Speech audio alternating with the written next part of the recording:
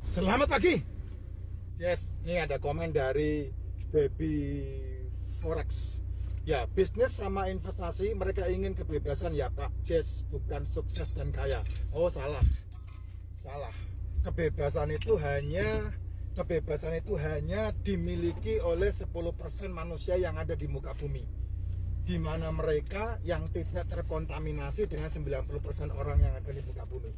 Kenapa? Karena di konten sebelumnya saya udah bilang, konsep manusia dilahirkan untuk mencari kerja sehingga dia tidak pernah punya kebebasan.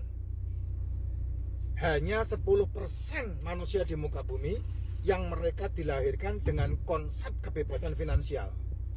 Itulah sebabnya 90% orang itu mencari kerja. Dia tidak pernah membangun sebuah banker untuk dirinya sendiri yang disebut sebagai bisnis dan investasi untuk mendapatkan kebebasan itu. Karena konsepnya apa? Konsepnya adalah mereka sekolah untuk mencari kerja, sekolah untuk jadi apa. Ketika kamu membicarakan untuk punya uang, maka kamu dianggap tabu. Nah, itu sebabnya. Makanya coba deh, bisnis pun kategorinya banyak banget kan. Banyak orang bisnis bukan untuk mencari kebebasan, untuk mendapatkan kebebasan, tapi bisnis untuk apa? Untuk dia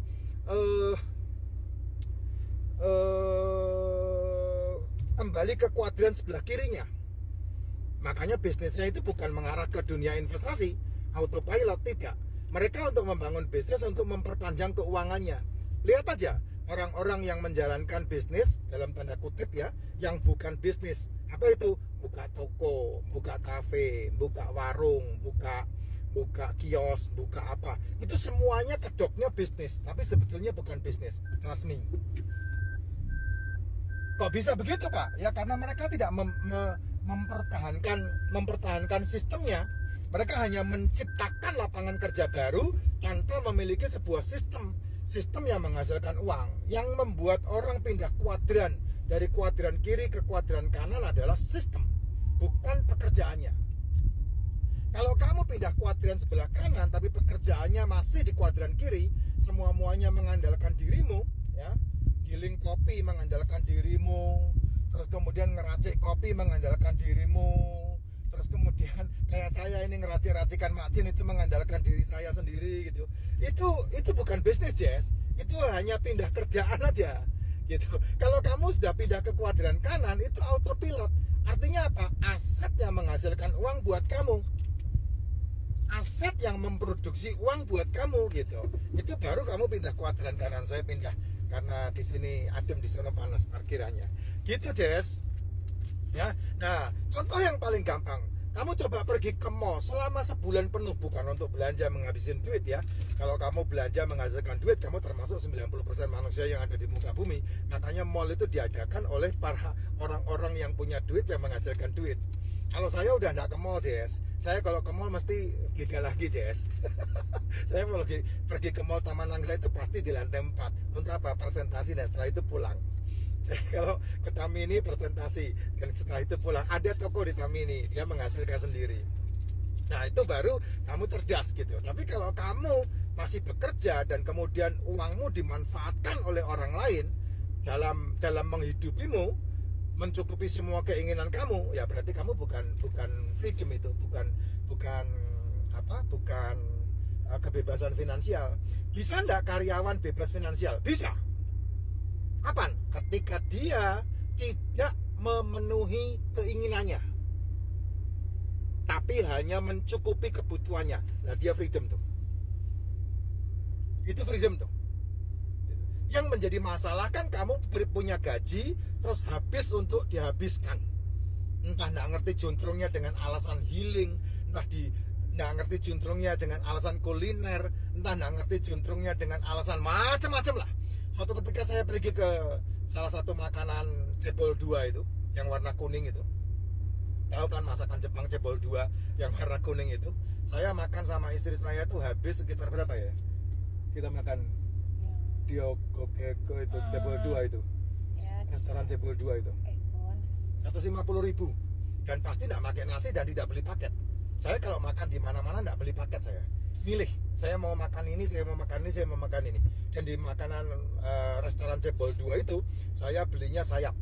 Itu tuh daging yang ada di sayapnya itu sama apa itu ya namanya, kanirol apalah itu ya. Terus dagingnya selalu pakai yang yakiniku. Itu aja cukup saya. Nah, berdua 150.000. Kamu tahu enggak? Itu orang-orang yang saya pikir dia cuman dapatkan UMR-nya, ya anggaplah daerah UMR tertinggi lah di wilayah barat kita, di wilayah timur kita itu UMR-nya 4.700.000 lah, ya. Mereka dapat UMR 4.700.000. Itu mereka satu orang beli paketan yang 72.000 ya. 50 ya 50 ya 72.000, 50.000 tambah paket, tambah PPN, tambah apa itu sekitar 60-70.000 gitu satu orang. Itu satu meja saya melihat menghabiskan dana itu bobek 500.000. Kamu dapat gaji 4.700.000, sekali makan 500.000, nggak worth it bos, nggak worth it. Saya ketika punya penghasilan sebulan 5 juta, makanan saya satu hari nggak lebih dari 25.000. Apa itu Pak? Ayam goreng. Ya itu aja, telur. Itu baru worth it. Kamu namanya kebebasan, karena uangmu kepake untuk sesuatu yang penting. Sehingga uang yang kamu miliki dari gajimu itu kamu untuk investasi. Bagaimana caranya kamu berpikir uang itu kamu hasilkan dan dia bekerja buat kamu. Nah itu yang betul. Tapi kan enggak. Belum apa-apa kawin. Belum apa-apa hamil. Belum apa-apa punya anak. Belum apa-apa kredit motor.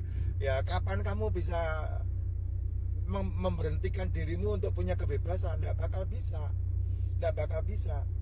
Banyak teman-teman saya yang nabung ketingkruan 10 tahun nabung, dan kemudian terus kamu punya duit mau pakai apa? Buka kafe. Ya modiar Jess. Bukan itu yang namanya investasi. Kamu akan kacau. Kalau kamu buka kafe, kamu harus punya waktu 5 tahun untuk memperkenalkan kafemu sebelum kamu break even point atau ROI, return of investmentmu balik. 5 tahun paling tidak. Kecuali kamu ngikut jualan kopi yang sudah ada brand. Nah, bulanannya masih dapat tuh. Sehingga ROI-nya enggak mungkin lah nyampe 5 tahun udah ROI, udah BEP. Gitu. Ini kamu enggak ngerti apa. Kalau saya, konsep saya ya, saya punya gaji, duit saya ketika terima gaji, maka 50%-nya saya belikan kambing. Saya belikan sapi, 50%-nya dari duit saya. Kalau belum cukup, tabung dulu. Jadi tabungan itu muncul ketika kamu terima, bukan ketika kamu sisa. Nah, barulah konsep investasimu muncul. Nah, itulah langkah pertama untuk menuju kepada kebebasan finansial gitu. Memang konsep ini rumit. Kenapa rumit? Karena otakmu nggak nyampe ke situ. Yang namanya kebebasan finansial itu kan kamu menyediakan wadahnya. Yang pertama kali wadah kamu siapkan mungkin sebesar gelas plastik itu, ya, yang 200 mili itu. Terus kemudian bertambah lagi menjadi botol 500 mili. Kemudian berubah lagi menjadi botol 700 mili. Berubah lagi menjadi botol 1000 mili. Berubah lagi menjadi ember kecil. Berubah lagi menjadi ember besar. Berubah lagi menjadi drum kecil. Berubah lagi menjadi drum besar. Nah, itu kan konsep investasi kan seperti itu. Dan cara itu harus compounding. Artinya duit yang kamu masukkan ke situ tidak diambil kayak saya. Dari duit cuman 1,5 juta, dikompon, ditambah, dikompon, ditambah, dikompon, ditambah, dikompon, bisa menjadi 500 miliar. Nah itu caranya seperti itu. Nggak bisa kamu masukin belum apa-apa diambil. Kok diambil buat beli celana? Belum apa-apa diambil. Kok diambil anak masuk rumah sakit? Nah modiar gue. Nah, karena apa? Hidup itu kompleks. Satu harus dilakukan, yang satu nggak boleh diabaikan. Nah makanya ada planning yang kamu buat. Nah saya sudah pernah membuat konten. Mulailah hidupmu dari tujuan akhir, sehingga alam semesta ini mengikuti polamu, bukan kamu mengikuti situasimu. Mulailah dari tujuan akhir. Apa tujuan akhirmu? financial freedom, ngambang itu. Apa tujuan akhirmu? Punya income 500 juta per bulan. Nah, itu baru tujuan akhir. Nah, alam semesta akan membantu